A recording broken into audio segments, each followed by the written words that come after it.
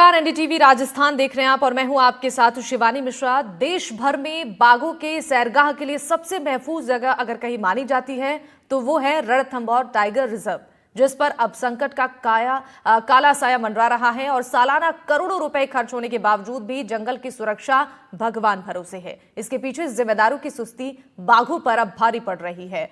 अब यही वजह है कि बीते एक साल के अंदर 26 बाघ और बाघिन लापता हो गए हैं। आनन फानन में टाइगर रिजर्व प्रशासन 10 बाघों को ट्रेस करने का दावा कर रहा है, लेकिन 16 बाघों का अब तक कोई अता पता नहीं सामने आया है। बाघ T90 की फीमेल शावक, बाघ T92, बाघ T20 सहित 16 बाघ अब भी घर से लापता हैं। रणथंभौर टाइगर रिजर्व में साल भर पहले 73 बाघ और बाघिन थे, लेकिन कमजोर मॉनिटरिंग और एंटी पोचिंग सिस्टम फेल होने के कारण बाघ अब धीरे धीरे कम होते जा रहे हैं। सरिस्का में ST 13 बाघ करीब 2 साल से गायब है, जिसका आज तक कोई पता नहीं चल पाया है। इसके लिए प्रशासन मॉनिटरिंग भी कर रहा है, लेकिन अभी तक कोई सफलता टीम को हाथ नहीं लग पाई है। तो सवाल यह है कि क्या जंगल की सुरक्षा अब भगवान के भरोसे है? क्या लापता हुए बाघों की सुरक्षा की कोई जिम्मेदारी नहीं है? और आखिर इसकी जिम्मेदारी कौन लेगा?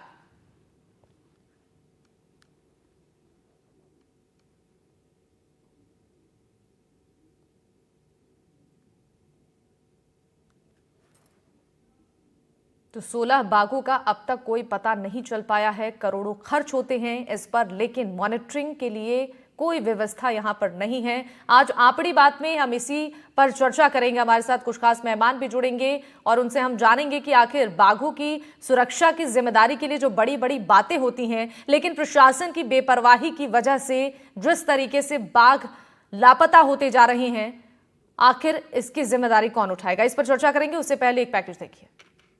लगातार टाइगर रिजर्व से टाइगर्स का बाहर निकलना एक आम बात हो चली है, लेकिन उनका मूवमेंट भी वन विभाग नहीं लगा पाता है। बात करें रणथंभौर की, तो रणथंभौर से कई टाइगर बाहर हैं जिनका आज तक कोई पता नहीं चला है।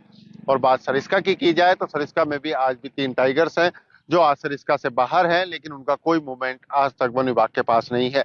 बात की जाए ST 5, ST 13 और ST 24 का, जो वन विभाग आज तक पता नहीं लगा पाया है। कई सालों से इन टाइगर्स को ढूंढने के प्रयास किए गए, लेकिन ना ही उन्हें अभी तक मृत घोषित किया गया और ना ही उन्हें ढूंढने में वन विभाग कामयाब हो पाया। लेकिन हाल ही में जो सरिस्का से निकले टाइगर 2302 और 2305 को वन विभाग ने लोकेशन ली, लेकिन 2303 को वहां से कोटा भेज दिया गया और जो हरियाणा निकला था और उसके बाद बांदीकुई तक पहुंचे 2305 को वापस सरिस्का में छोड़ा गया। और सबसे बड़ी अहम बात, यहाँ से बाहर निकले टाइगर 2303 जो कि हरियाणा तक पहुंच गया था 2 बार, उसकी टाइगर फाइटिंग के दौरान मौत हो गई और जो एक सरिस्का के लिए भी काफी बड़ा नुकसान देखने को मिला था। अब बात की जाए तो मॉनिटरिंग को लेकर के, तो आज कहीं ना कहीं स्टाफ की कमी और 4 दीवारी जंगलों की ना होना एक बड़ी अहम बात है, जिसके चलते ये टाइगर्स बाहर निकल रहे हैं और अपनी टेरिटरी ढूंढते हुए ये जंगलों से ओझल हो रहे हैं। अलवर से मुदित गौड़, एनडीटीवी। और चलिए अब थोड़ा सा आपको ग्राफिक्स के जरिए दिखाते हैं कि आखिर किस तरीके से बाघ लगातार लापता हो रहे हैं, इसकी जिम्मेदारी कौन लेगा और अब तक ये जो लापरवाही सामने आई है इसके पीछे के क्या कारण रहे हैं। तो लापरवाही चालू है और कैमरा बंद है। मॉनिटरिंग के नाम पर सिर्फ और सिर्फ खानापूर्ति हो रही है। वन विभाग के मुताबिक लगातार यहां पर शिकार किया जा रहा है। 7 साल में 90 से ज्यादा वन्य जीवों का शिकार यहां पर हो चुका है। इनमें बाघ, सांभर, हिरण सहित अन्य जानवर शामिल हैं। 4 साल में 15 शिकारी पकड़े गए, लेकिन ज्यादातर को छोड़ दिया गया है। इसके अलावा लापरवाही में यह भी है कि रणथंभौर में वन्य जीवों की रक्षा के लिए कड़ी तैयारी नहीं है। 60 करोड़ का सर्विलांस सिस्टम लाया गया है। टेंडर नवीनीकरण नहीं होने से ज्यादातर कैमरे बंद हैं। सवाल यह है कि लगातार ये जो लापरवाही हो रही है, इसके पीछे जिम्मेदारी किसकी है? मॉनिटरिंग के नाम पर सिर्फ खानापूर्ति क्यों की जा रही है, एक बड़ा सवाल है।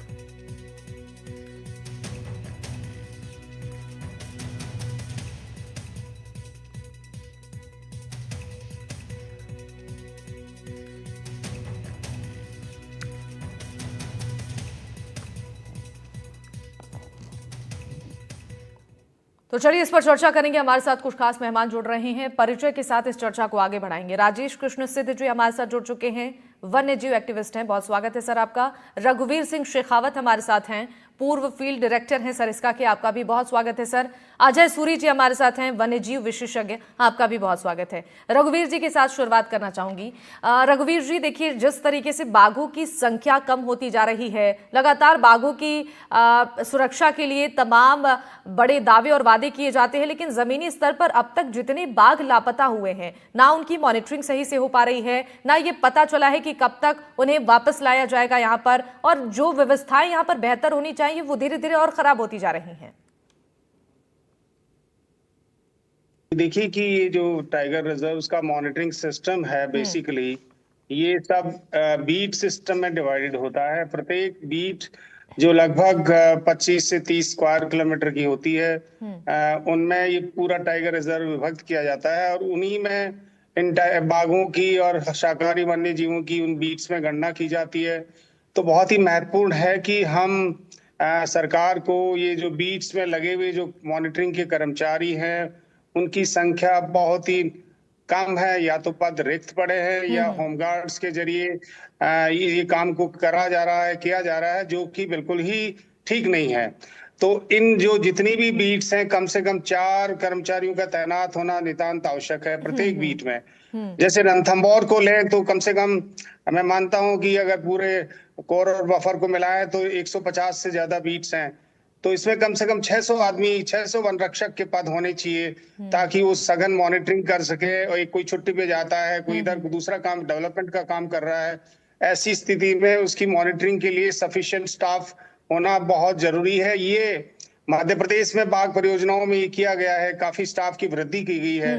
दूसरा यह है कि ये स्टाफ की वृद्धि के साथ साथ अंदरूनी हिस्सों में पेट्रोलिंग कैंप्स को सुदृढ़ किया जाना जरूरी है। अभी हमारी जो चौकियां हैं उसमें 2-2, 3-3 आदमी कार्यरत हैं, कोई छुट्टी चला जाता है, फिर मॉनिटरिंग नहीं हो पाती, मॉनिटरिंग का लगातार कंटिन्यूअसली नहीं हो पाती। इसलिए जानवरों के बारे में लगातार जब तक बाघों के बारे में जानकारी नहीं आएगी हेडक्वार्टर को, तब तक इन बाघों की मॉनिटरिंग प्रभावी रूप से नहीं हो सकती। इसलिए बहुत जरूरी है, एक तो जो पेट्रोलिंग कैंप्स हैं वो सुदृढ़ हों पूरे बाघ परियोजना के विभिन्न स्थानों पर, जहां जहां स्ट्रेटेजिक लोकेशंस हैं, जैसे मध्य प्रदेश के बाघ परियोजनाओं में किया गया है। दूसरा, प्रत्येक बीट पर कम से कम 4 आदमी तैनात किए जाएं। इसके अलावा जो कैमरा ट्रैपिंग और दूसरे काम हैं, उनके लिए अलग से स्टाफ होना चाहिए। लेकिन इस स्टाफ की कमी के कारण से क्या हो रहा है कि ये मॉनिटरिंग नहीं हो पा रही है। दूसरा, मैं ये भी बताना चाहूंगा कि बाघ एक ऐसा जानवर है, कोई बुढ़ा हो जाता है, मर भी जाता है, कई बार लोकेट नहीं होता, और जानवर इधर उधर, विशेष तौर पे बरसात के मौसम में टाइगर्स इधर से उधर जाते हैं, और विशेष तौर पे जो डिस्पर्सिंग टाइगर्स हैं जिनकी उम्र 2, 2.5, 3 साल हो गई है, वो अपनी नई टेरिटरी तलाश करने के उसमें बरसात के मौसम में इधर से उधर जाते हैं। तो बड़ा मुश्किल रहता है बरसात के मौसम में, जो कॉलर्ड नहीं होते टाइगर्स, उनको लोकेट करना। लेकिन ये है कि जैसे ही टाइगर्स बरसात खत्म होती है, स्ट्रॉन्ग मॉनिटरिंग सिस्टम प्रोटोकॉल वापस आना चाहिए, उन टाइगर्स को लोकेट करना चाहिए। और जहां तक ये रणथंभौर की बात है, मैं बताना चाहूंगा कि अब स्थिति काफी अच्छी है, क्योंकि वहां पर पहले जो रणथंभौर से टाइगर मध्य प्रदेश में जाते थे, कूनो, पालपुर और शिवपुरी साइड में, वहां पर अब ये चीता प्रोजेक्ट आया है और प्रभावी मॉनिटरिंग सिस्टम एग्जिस्ट कर रहा है। तो टाइगर उधर जैसे ही जाएगा वहां से खबर आएगी। पहले ये स्थिति नहीं थी, लेकिन हमारे राजस्थान के पार्ट में हमको मॉनिटरिंग सिस्टम बढ़ाना होगा। बिल्कुल सही कहा सर आपने। अजय जी, आपके पास आना चाहूंगी। देखिए जिस तरीके से बाघों की संख्या कम हो रही है, लापता होते जा रहे हैं बाघ, इसके पीछे क्या कारण माने जा सकते हैं? क्या नेचुरल रिसोर्सेज उनके शिकार के लिए कम हो रहे हैं जंगलों में, या फिर जो टेरिटरी है उसमें इंटरफेयर लोगों का करना, भूख के लिए संघर्ष करना, ये भी कारण क्या हो सकते हैं उनके लापता होने की? देखिए, मुझे लगता है इसमें कई सारे फैक्टर्स हैं जो कंट्रीब्यूट कर रहे हैं। पहली बात तो ये कि बाघों की संख्या कम नहीं हो रही, बाघों की संख्या बढ़ रही है। बल्कि रणथंभौर क्या, कई दूसरे जानवर है जहाँ पे कैरिंग कैपेसिटी से ज्यादा बाघों की संख्या है। जी। लेकिन जैसे शेखावत साहब ने बात की, इन्होंने बहुत कुछ अच्छे टेक्निकल पॉइंट्स उठाए कि किस तरह से वर्कफोर्स कम है, जंगलात के लोग अभी कम हैं, मॉनिटरिंग जो है जिस हिसाब से होनी चाहिए, हमें साइंटिफिक इक्विपमेंट यूज करने चाहिए, ज्यादा कैमरा ट्रैप्स यूज करने चाहिए। ये सब चीजें जो हैं कहीं ना कहीं इसकी एक शॉर्टेज है। ये तो रही एक बात जी। लेकिन मैं जिस पॉइंट को फोकस करना चाहता हूं ना, वो ये है कि बाघ क्योंकि बड़े हैं और अब ये झगड़ा हो रहा है टेरिटरी के अंदर, अक्सर बिल्कुल। मैंने देखा है कि अगर कोई बाघिन होती है, सपोज उसका जो सेकंड या थर्ड लिटर होता है, वो जब बाघिन की उम्र होती है तो उसके अपने बच्चे उसको खदेड़ देते हैं। होता क्या है कि अब टूरिस्ट जो है ना, खासकर रणथंभौर जैसी जगह में या कॉर्बेट में, हम्म। बांधवगढ़ में, जहाँ सारे टाइगर्स के नाम रखे गए हैं, हम्म। अचानक वो एक टाइगर जिसको सब पहचानते हैं, वो जब टाइगर गायब हो जाता है टेरिटरी से, तो वो एक न्यूज बन जाती है अपने आप। बिल्कुल। अब मैं आपको एक सबसे बड़ा एग्जांपल देना चाहूंगा। हम्म। आज से करीब 10-12 साल पहले ये रणथंभौर से कनेक्टेड है कि हम्म। शायद भारत की सबसे पॉपुलर टाइग्रेस जिसके ऊपर, जिसके मतलब जिस पर पोस्टेज स्टैंप तक बनी हम्म। है, पहली टाइग्रेस, वो है मछली। हम्म। मुझे याद है कि 2-3 महीने के लिए वो गायब हो गई थी। हम्म। पूरा एक पैनिक का माहौल रणथंभौर में फैल गया था। राजस्थान पत्रिका जैसी जो नंबर 1 अखबार है, उसने एक बॉटम पे एंकर निकाला था हम्म। कि खो गई मछली और करोड़ों रुपए का राजस्व का नुकसान। 2.5 महीने के बाद उस मछली को ढूंढा था जो वहां के फॉरेस्ट ऑफिसर है, जिन्होंने अपनी एक आंख तक गवाई थी टाइगर अटैक में, दौलत सिंह शेखावत ने। और जिस दिन वो मिली, उस दिन मैं खुद था, टॉम वॉल्टर के साथ हम शूट कर रहे थे हम्म। जंगल जंगल की कहानी। तो हमने देखा, तो वहां जो बात हुई, पता चला कि मछली की टेरिटरी को दूसरे टाइगर्स ने, जो कि ज्यादा बलवान थे, उन्होंने मछली को खदेड़ दिया। हम्म। अक्सर ये होता है कि अब जैसे एक टेरिटरी है, जैसे हम लोगों हम्म। का घर है, हम्म। टाइगर का घर टेरिटरी है। अब टाइगर अपनी टेरिटरी कैसे लूज करता है?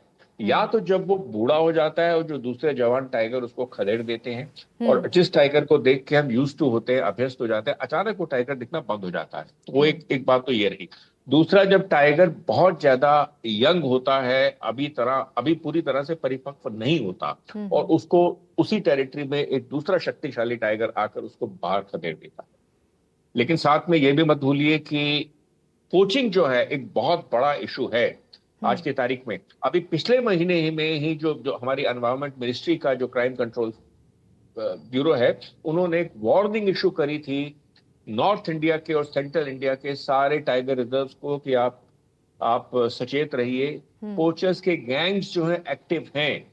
तो ये एक एलिमेंट है जिसको जिसको हम इग्नोर नहीं कर सकते। जी। मुझे लगता है कि बाघों को लेकर ये सारे जो फैक्टर्स हैं, कहीं ना कहीं कंट्रीब्यूट करते हैं कि किस तरह से टाइगर मिसिंग हैं, आ जाते हैं। मैं ये भी मानता हूं कि कुछ टाइगर्स की एक नेचुरल डेथ भी तो होती है।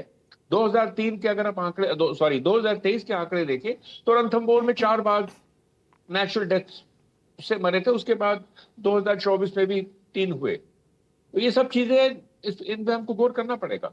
हम्म। ठीक है सर, बहुत महत्वपूर्ण बात आपने कही है। राजेश जी, आपसे ये समझना चाहेंगे, जो लापता बाघ हैं उनकी तलाश को लेकर भले ही बड़े दावे और वादे किए जा रहे हैं, लेकिन जमीनी स्तर पर अभी तक उन्हें ट्रेस नहीं किया गया है। लगातार बाघों के लापता होने की संख्या तो बढ़ रही है, लेकिन इसके लिए जो व्यवस्थाएं करनी चाहिए, जिन व्यवस्थाओं को दुरुस्त करने की अभी जरूरत है, उस पर काम नहीं हो रहा है। आखिर इसकी जिम्मेदारी कौन लेगा?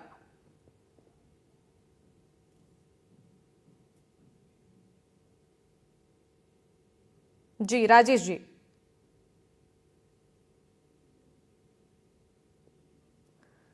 राजेश जी से संपर्क करने की कोशिश करेंगे। इससे पहले एक बार फिर से अजय जी आपसे ही समझने की कोशिश करते हैं। जो लापता बाघों की तलाश के लिए अभियान भी चलाया जा रहा है और ये कहा जा रहा है कि उन्हें ट्रेस कर लिया जाएगा, लेकिन अभी तक कैमरे में ट्रैप नहीं हो पा रहे हैं। जो कैमरे हैं वो फंक्शनल नहीं है वहां पे, यानी कि अभी जो व्यवस्थाएं हैं उन्हें और भी ज्यादा दुरुस्त करने की जरूरत है।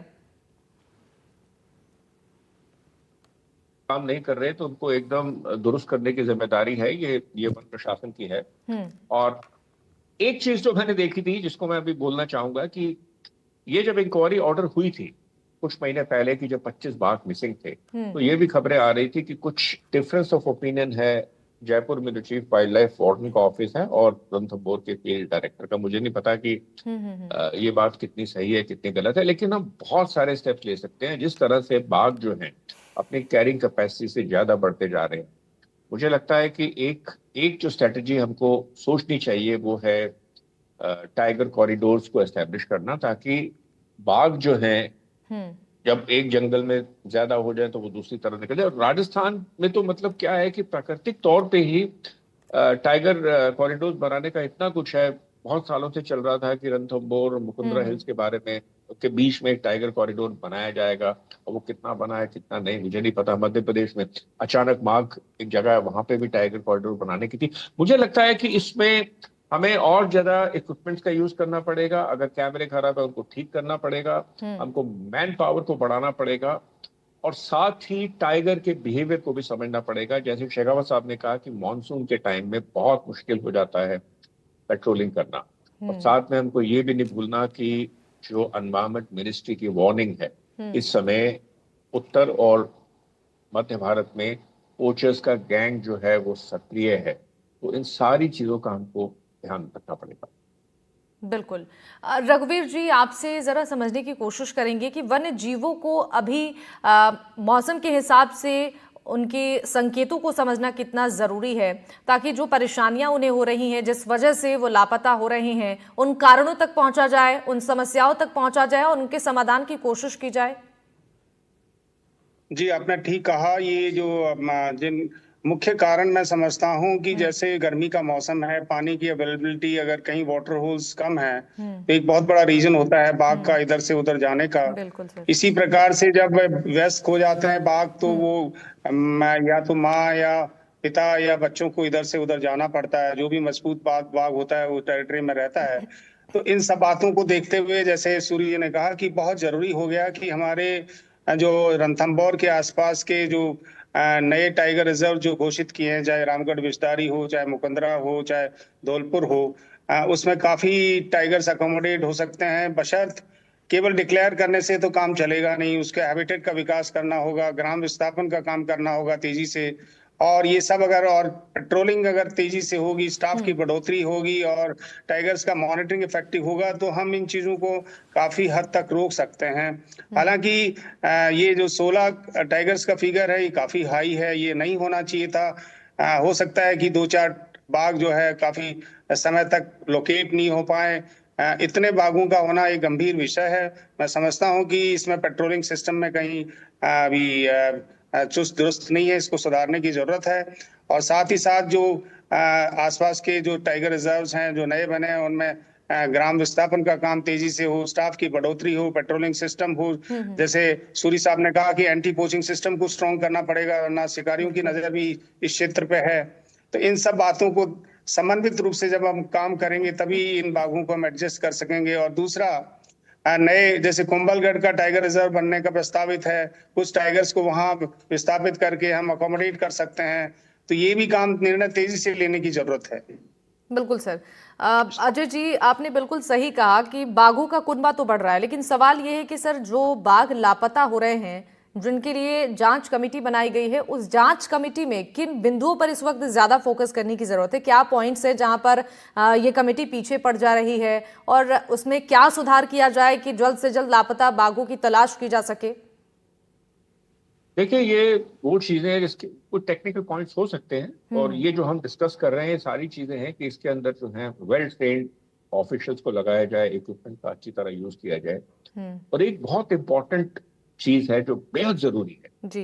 और वो ये है कि रणथंभौर जैसी जगह में, रणथंभौर ही क्यों, जितने भी हमारे नेशनल पार्क्स हैं जिनके आसपास जो गांव हैं, जहाँ आबादी है, वो सारे के सारे मत भूलिए स्टेक होल्डर्स हैं। और उनको कॉन्फिडेंस में लेना, उनको विश्वास में लेना, वो हमारी एक first second line of defence हो सकते हैं। अभी एक बहुत दर्दनाक हादसा हुआ था रणथंभौर में करीब 1.5-2 महीने पहले, जब जब एक इंसान को बाघ ने मारा एक गांव के अंदर, और उसके बाद में पलटवार करते हुए गांव वालों ने उस बाघ को पत्थर मार मार कर, तो वो एक रिटेलिएशन था। बहुत अक्सर ये चीज पहले देखी जाती थी कि जब गांव वाले, सॉरी, जब जब बाघ किसी मवेशी को मारते थे तो गांव वाले क्या करते थे, उसके जो कैरकैस के अंदर डेड बॉडी में मवेशी के जहर भर देते थे। उसके बाद खैर हमारे मैकेनिज्म बहुत स्ट्रांग हुए, कॉम्पनसेशन का जो एक वो आ गया कि अब जैसे कोई मवेशी मरता है बहुत जल्दी कॉम्पनसेशन दी जाती है, ताकि कोई बदला लेने की भावना से कैरकैस में जहर ना मिलाए जिससे बाघ को कोई नुकसान हो। लेकिन मुझे लगता है कि हमें गांवों को भी सैनिटाइज करना चाहिए, और जहाँ पे जो वेल थिंकिंग लोग हैं, सरिस्का में मैंने भी एक चीज देखी, बाय द वे, ये मुझे बहुत अच्छी लगी। सरिस्का में जैसे आपको पता है जितने भी बाघ हैं, हर इंडिविजुअल बाघ की ट्रैकिंग की जाती है। और मुझे बताया गया कि 2 लोग होते हैं ट्रैकिंग करने वाले। एक तो है जो फॉरेस्ट के होते हैं, और साथ में दूसरा वो आदमी होता है जो जो किसी गांव का एक वेल मीनिंग एक एजुकेटेड, पढ़ा लिखा, जिसकी सेंसिटिविटीज जो हैं ठीक ठाक है, उसको एंगेज किया जाता है। तो मुझे लगता है कि इसमें लोकल पॉपुलेशन को, गांव वालों को कॉन्फिडेंस में लेना बहुत जरूरी है। बिल्कुल सर। शेखावत साहब, देखिए एक सवाल ये भी है कि जो बाहर के शिकारी हैं उनका नेटवर्क भी सक्रिय है। इसका जिक्र आपने भी किया था कि जो शिकारी हैं वो भी एक समस्या बनती जा रही है। इस पर ध्यान देने के लिए अभी किन पॉइंट्स पर काम करने की जरूरत है? क्या एक ये भी कारण है बाघों के लापता होने की? डेफिनेटली एक रीजन हो सकता है। इसके लिए हमें जरूरी है कि हम नाइट पेट्रोलिंग को हम बढ़ाएं और आसपास के जो प्रोबेबल पोचिंग पर्सन्स हैं उनके यहाँ पे कांस्टेंट रेड्स बढ़े, और कोई वन्य जीव सामग्री अगर मिलती है तो उसके खिलाफ कठोर कार्रवाई हो। क्योंकि इसमें एलिमेंट ऑफ, जब तक फियर नहीं आएगा लोगों में, शिकारियों में, तब तक इस प्रकार की प्रवृत्ति नहीं रुकेगी। तो इसके लिए बहुत जरूरी है कि हम प्रशासन जो है वहां पर कार्रवाई करे। दूसरा ये है कि कई बार क्या होता है कि इसमें अपन टाइमली अगर एक्शन नहीं लेते हैं तो वो धीरे धीरे ऐसी प्रवृत्ति बन जाती है, एक के बाद दूसरे शिकार करते हैं। जैसे सरिस्का में 2004 से पहले यही हुआ था कि शिकारी काफी आगे बढ़ गए थे और उन्होंने कई बाघों को मारा, और फिर उसके बाद जब स्ट्रिक्ट एक्शन हुआ तो अभी काफी कंट्रोल हुआ, और अब पोचिंग पे वो इसी प्रकार की स्थिति रणथंभौर में भी शिकारियों पे अच्छा नियंत्रण में वर्तमान में है, ये मानता हूँ। लेकिन फिर भी इसमें निरंतर कार्य करने की जरूरत है, और हमें जो विशेष तौर पे मोगिया समाज के लोग आसपास रहते हैं और शिकारी गतिविधियों में लिप्त होते हैं, उनके सुधार के लिए कुछ कार्यक्रम होने चाहिए, उनके बच्चों के एजुकेशन के लिए कुछ प्रोग्राम्स निरंतर चलते रहने चाहिए। और वहाँ इंफॉर्मेशन सिस्टम जो है गाँव में, वहाँ लगातार, जैसे सूर्य जी ने कहा, गुडविल जो है विभाग का होना चाहिए, और इंफॉर्मेशन फ्लो जो है विभाग तक निरंतर आना चाहिए, और खुफिया जो सूचना तंत्र है वो भी विकसित होना चाहिए, ताकि इस प्रकार की पोचिंग से संबंधित गतिविधि से बचा जा सके। इसके साथ साथ ये भी जरूरी है कि हमारे, जैसे मैंने बताया कि ये जो बाघ जो इधर उधर जाते हैं उनको उसको विशेष तौर पे बरसात और उसके बाद में जब क्या होता है कि अमूमन टाइगर्स इधर उधर कॉरिडोर्स में स्ट्रे करते हैं, तो हमें तुरंत खबर लगनी चाहिए। ये तभी हो सकेगा जब वहां पे स्टाफ विजिलेंट होगा, आसपास के ग्रामीणों से आपके रसूखात होंगे, जो इन्फॉर्मेशन आएगी, कोई कैटल किल होगा उसको कंपनसेशन देना पड़ेगा, ताकि आपको बाघ कहाँ गया हुआ है आपका उपस्थिति का पता आपको तुरंत लगेगा। ये सब हम अगर काम करेंगे और सक्रिय रूप से करेंगे तो निश्चित रूप से हम बाघों को हम या तो मॉनिटरिंग से नहीं रहेगा, और शिकार से भी हम इनको बचा सकेंगे। बिल्कुल, बहुत ही महत्वपूर्ण बातें आपने बताई सर। इस पर काम करने की बहुत जरूरत है। सूरी साहब, आपसे समझना चाहेंगे, करोड़ों का खर्च हो रहा है लेकिन प्रशासन की बेपरवाही है, जिसका नतीजा सामने आ रहा है कि 26 बाघ लापता है, 16 का कुछ पता ही नहीं है। बहुत हैरान करने वाली बात है कि कहीं ना कहीं एक लापरवाही है जिसका खामियाजा भी भुगतना पड़ रहा है। क्या नए ठिकानों की व्यवस्था करने की भी इस वक्त ज्यादा जरूरत है बाघों के लिए, ताकि इस समस्या का एक छोटा सा समाधान हो सके?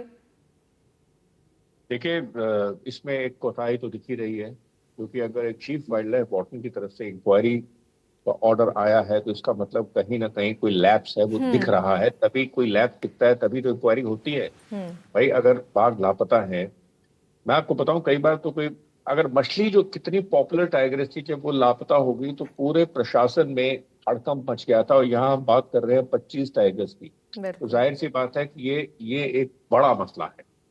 और दूसरी बात यह है कि रणथंभौर में आप ये देखिए, इतने टूरिस्ट आते हैं कि हर बाग के बारे में टूरिस्ट जानता है कि ये इलाका एरोहेड का है, ये रिद्दी का है, ये सिद्दी का है, ये सुल्ताना का है। और जब वो टाइगर दिखने बंद हो जाते हैं तो सीधा ऊपर तक अधिकारियों के पास खबर जाती है।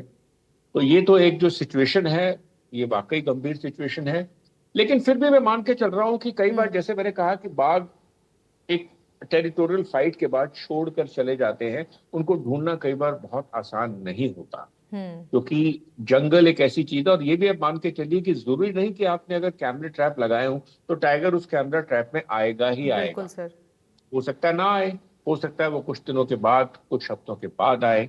अब जैसे खबर आ रही है कि 26 में से 9-10 टाइगर वापस आ गए हैं, तो थोड़ा सा हमको आशावादी होना चाहिए कि शायद और भी वापस आ जाएंगे। लेकिन साथ में हमको निगाह ये भी रखनी है, और इसमें ना एक इंटेलिजेंस आपका कितना काम करता है, इंटेलिजेंस एपरेचर्स आपका कितना स्ट्रांग है, आपको पता होना चाहिए कि इस समय इस एरिया में इस बाग के ऊपर किसी विशेष पोर्शन के गैंग का खतरा तो नहीं है। रणथंभौर में एक बहुत बढ़िया चीज ये है कि रणथंभौर के आसपास ऐसी कितनी ही जगहें हैं जिनके बारे में शेखावत साहब ने बताया कि जहाँ पे टाइगर्स का कॉरिडोर बना सकते हैं और एक इजी एक मूवमेंट जो है बाघों का हो सकता है। मुझे लगता है कि ये अभी बहुत सारी योजनाएं जो है ना, ये अभी खाली कागजों पर ही है, इनको कार्यान्वित ये करना बहुत ही सही बहुत बात सर जरूरी है। आपने कही है।